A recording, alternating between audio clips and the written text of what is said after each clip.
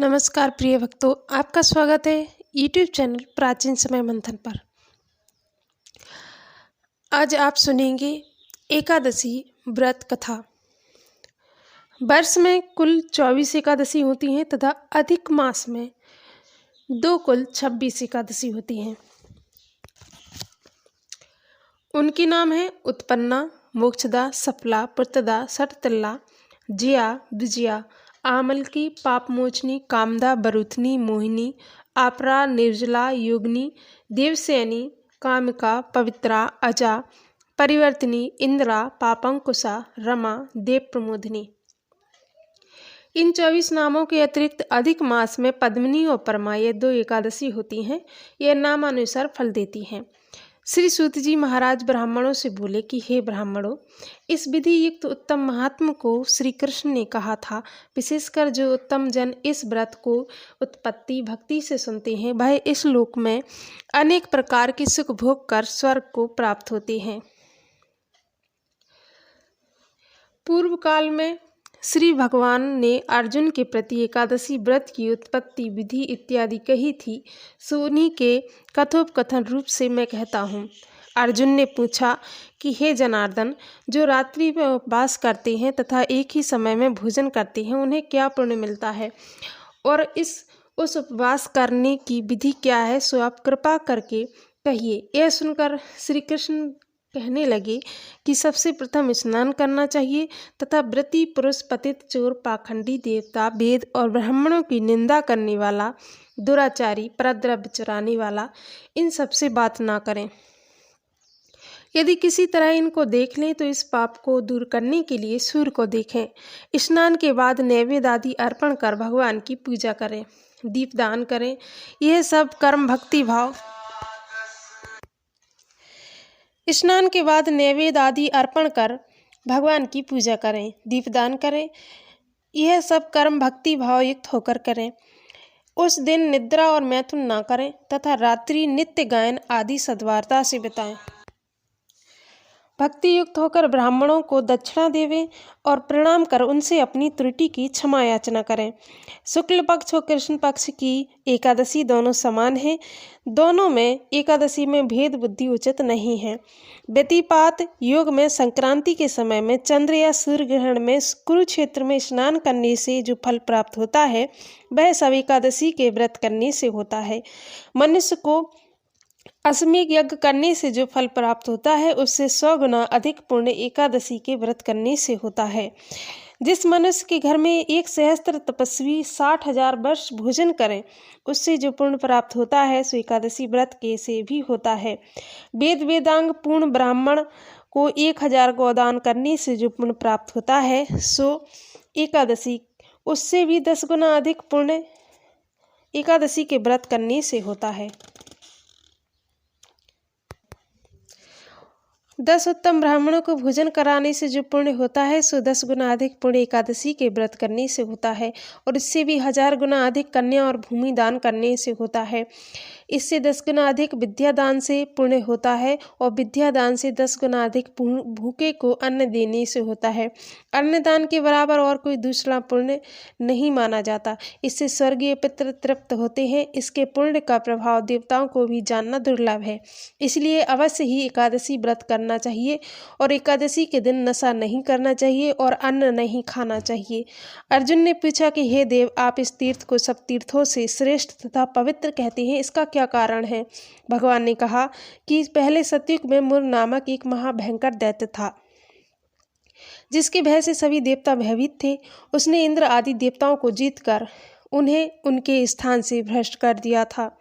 तब इंद्र आदि देवताओं ने महादेव जी से कहा कि हे देवों के देव, हम लोग इस समय मुर दैत्य के अत्याचार से पीड़ित होकर मृत्युलोक में अपना काल बिता रहे हैं, और देवताओं की दशा तो कहीं नहीं जाती। सो आप कृपा करके इस दुख को छूटने का उपाय बताइए। तब महादेव जी बोले कि हे देवताओं, आप भगवान विष्णु के पास जाइए। महादेव जी के वचन को सुनकर देवराज इंद्र देवताओं के साथ लेकर क्षीर सागर में गए, जहाँ जगतपति जनार्दन सोए थे। वहाँ गए। भगवान को सोए हुए देखकर इंद्र ने हाथ जोड़कर उनकी स्तुति की कि हे देवताओं के देव, आपको नमस्कार है। हे दैत्यों के नाशक मधुसूदन, हे पुंडरीकाक्ष, आप हम लोगों की रक्षा करें। हे जगन्नाथ, दैत्यों से डरकर सब देवता मेरे साथ आपकी शरण में आए हैं। आप हम लोगों की रक्षा करें, और आप इस जगत के पिता हैं, आप इस जगत के स्थिति करता, संहार करता हैं। आप देवताओं के सहायक और तथा उन्हें सुख देने वाले हैं। आप पृथ्वी हैं, आकाश हैं और संसार के प्राणियों के उपकारक हैं। आप ही इस त्रिलोक की रक्षा करने वाले हैं। आप ही सूर्य, चंद्रमा, अग्नि, हव्य, मंत्र, तंत्र, यजमान, यज्ञ तथा समस्त कर्म फल भोक्ता ईश्वर भी हैं। इस संपूर्ण जगत में ऐसा कोई स्थान नहीं है जहाँ आप ना हो। हे देवों के देव, आप हम लोगों की रक्षा करें। इस समय दानवों ने देवताओं को जीतकर उन्हें अपने स्वर्ग से निकाल दिया है, और हम देवता लोग आपके अपने स्थान को छोड़कर भूमि में मारे मारे फिरते हैं। आप ही अब रक्षक हैं। इस प्रकार इंद्र के वचनों को सुनकर भगवान बोले कि वह कौन दैत्य है जिसने देवों को जीता है, और वह कहाँ रहता है, उसका क्या नाम है और उसका क्या बल है, यह सब विस्तार पूर्वक कहिए। यह सुनकर इंद्र कहने लगे कि हे देव, पहले एक बड़ा भारी नाड़ीजंग नाम का दैत्य था, जिसकी उत्पत्ति ब्रह्म वंश में थी। वह अपने बल से गर्वित होकर देवों को सर्वदा पीड़ित करता था। उसी का पुत्र मरु नामक दैत्य है, जिसकी राजधानी का नाम चंद्रावती है। वह नगरी अति सुंदर है, और वह दैत्य अपने प्रखर वीर से संपूर्ण विश्व को जीतकर देवताओं को देवलोक से निकालकर इंद्र, अग्नि, यम, वरुण, चंद्रमा आदि लोकपाल स्वयं बन बैठा है। स्वयं सूर्य बनकर जगत को तपा रहा है। स्वयं प्रजन्य मेघ बन गया है। इसलिए आप उस दुर्दमनीय दानव को मारकर देवताओं को विजय बनाए। तब श्री भगवान बोले कि उसका अत्याचार सुनकर अत्यंत क्रुद्ध हुए, और इंद्र को संबोधन करके बोले कि हे देवेंद्र, अब मैं आप लोगों को शत्रु भय से शीघ्र ही निर्मूल करूंगा, और हे बलशाली देवों, आप लोग सब मिल चंद्रावती पुरी को जाओ। यह कहकर श्री भगवान देवताओं के पीछे पीछे चंद्रावती को गए। वहां जाकर देखा कि दैत्यादेव मरु अनेक दैत्यों से परिवेष्टित होकर संग्राम भूमि में गरज रहा है। युद्ध आरंभ होने पर असंख्यात सहस्त्र दानव दिव्य शस्त्रों से सुसज्जित होकर लड़ने लगे। अंत में देवता लोग दानवों से लड़ ना सके। तब दैत्यों ने देखा कि हृषिकेश भगवान रणभूमि में उपस्थित हैं। उन्हें देखकर अनेक दैत्य अस्त्र शस्त्र से उन पर टूट पड़े। जब भगवान ने देखा कि देवता भाग गए, तब शंख चक्र गदाधारी भगवान अस्त्र शस्त्रों से राक्षसों को युद्ध करने लगे। उन सर्प समान शास्त्रों के अनेक दानव इस लोक से चिरदिन के लिए प्रस्थित हुए, परंतु दैत्यादेव निश्चल भाव से युद्ध करता रहा, और भगवान जिन जिन अस्त्रों का प्रयोग करते, वह उनके अस्त्रों को प्रयोग कर से भगवान उसके अंगों में पुष्पों के समान मालूम होते थे। अनेक शस्त्रों के प्रयोग करने से भी जब भगवान उनको ना जीत सके, तब क्रोध होकर वृद्ध तुल्य बाहुओं से मल्ल युद्ध करने लगे। 1000 वर्ष तक भगवान ने उससे युद्ध किया, परंतु वह नहीं हारा। तब भगवान शांत होकर विश्राम करने की इच्छा से बद्रिकाश्रम चले गए। वहाँ 48 कोस की लंबाई में विस्तृत और एक द्वारयुक्त हेमवती नामक गुफा में शयन करने के लिए भगवान ने प्रवेश किया। यहाँ बीच में युद्ध छोड़ने का मतलब हम यह निकाल सकते हैं कि भगवान के पास किंचित मात्र भी अहंकार नहीं है। हे धनंजय, मैं उस गुफा में सोया था तो यह दानव भी मेरे पीछे पीछे उस गुफा में चला आया और मुझे सोते देखकर मारने के लिए उद्यत हुआ। वह समझता था कि आज मैं दानवों के चिर शत्रु को मारकर उन्हें निष्कंटक बनाऊं।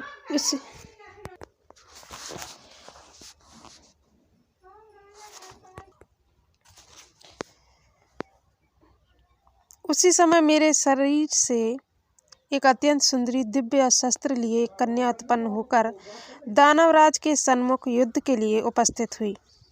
दानवेंद्र उससे युद्ध करने लगा और युद्ध में उसकी निपुणता को देखकर सोचने लगा कि इस रुद्र स्वरूप स्त्री को किसने बनाया, जिसके बाण वज्रों के समान हैं। पुनः उन दोनों में घमासान युद्ध आरंभ हुआ और एक मुहूर्त में ही उस कन्या ने दानवराज की अस्त्र शस्त्रों को काटकर उसे रथहीन कर दिया। तो वह दानव व्रत और निशस्त्र होकर आक्रमण करने के लिए दौड़ा, परंतु भगवती ने उसे मुष्टिक मारकर जमीन पर गिरा दिया। तो पुनः वह उठकर कन्या को मारने की इच्छा से दौड़ा। उसे आते देखकर भगवती ने उसका सिर धड़ से अलग कर दिया और उसे यमलोक को भेज दिया। उसके साथी भयभीत होकर पाताल को चले गए। जब भगवान उठे तो वह कन्या उनके सामने हाथ जोड़े खड़ी हुई थी। उस कन्या को देखकर भगवान अत्यंत प्रसन्न हुए और बोले कि संपूर्ण देव, गंधर्व, नाग लोक के सभी को जीतने वाले इस दुष्ट दानव को रण में किसने मारा है, जिसके भय से मैंने इस कंदरा में आश्रय लिया था, सो किसने कृपा कर मेरी रक्षा की है। तब कन्या ने उत्तर दिया कि हे प्रभु, आपको सोए देखकर वह दानव आपको मारना चाहता था कि आपके ही अंश से उत्पन्न हुई मैंने ही इस दानव का संहार करके देवताओं को निर्भय किया है। मैं सर्व शत्रु दमन कारिणी आपकी ही महाशक्ति हूँ। हे प्रभु, आप बताइए कि इसके मारने से आपको क्यों आश्चर्य हो रहा है। भगवान बोले कि हे निष्पाप, इस दानव को मारने से तुझ पर मैं अत्यंत प्रसन्न हूँ। इस समय सभी देवता अत्यंत हर्षित हो गए हैं और तीनों लोकों में इस समय आनंद छा रहा है। अतः निसंकोच होकर तुम्हारी जो इच्छा हो सो वर मांगो। स्मरण रखो कि देवताओं से दुर्लभ वर भी तुम मांगोगी तो मैं तुम्हें दूंगा। कन्या बोली कि हे भगवान, यदि आप मुझ पर अत्यंत प्रसन्न हैं और यदि वर देना चाहते हैं तो मुझे वर दीजिए कि इस दिन यदि कोई उपवास करे तो मैं उसके पापों में उसे तारने में समर्थ हूँ, और यदि इस उपवास करने से पुण्य होता है सो आधा रात्रि भोजन में होवे और उसका आधा पुण्य एक संध्या भोजन करने वालों को हो। जो जितेंद्रिय मेरे दिन को भक्ति युक्त होकर उपवास करें सो विष्णु धाम को प्राप्त होवे और कोटि वर्ष तक वहाँ अनंत सुख भोग करे। यह सुनकर भगवान बोले कि हे कल्याणी, जो तुम कहती हो वह सत्य हो, और जो हमारे और आपके भक्त हैं उनकी कीर्ति जगत में प्रसिद्ध होगी तथा वे मेरे समीप वास करेंगे। हे मेरी उत्तम शक्ति, तुम एकादशी तिथि को उत्पन्न हुई हो सो इस कारण तुम्हारा नाम भी एकादशी ही होगा। एकादशी उपवास करने वाले के संपूर्ण पापों को दूर कर मैं उन्हें उत्तम गति दूंगा। विशेषकर तृतीया, अष्टमी, चतुर्दशी, एकादशी ये तिथियां मुझे अत्यंत प्रिय हैं। हे पार्थ, सब तीर्थों में, सब व्रतों में अधिक पुण्य एकादशी तिथि में है। विष्णु भगवान इतना वर देकर वहां से अंतर्ध्यान हो गए। एकादशी तिथि भी वर पाकर परम संतुष्ट तथा हर्षित हुई। हे अर्जुन, जो मनुष्य एकादशी का व्रत करते हैं मैं उनके शत्रुओं का नाश करके अवश्य ही उत्तम पद देता हूँ। इस प्रकार एकादशी की उत्पत्ति हुई और सब पापों को दूर करने और सब प्रकार के मनोरथ सिद्ध करने के लिए यह तिथि प्रसिद्ध है। जो एकादशी व्रत करते हैं वे उत्तम लोक को जाते हैं।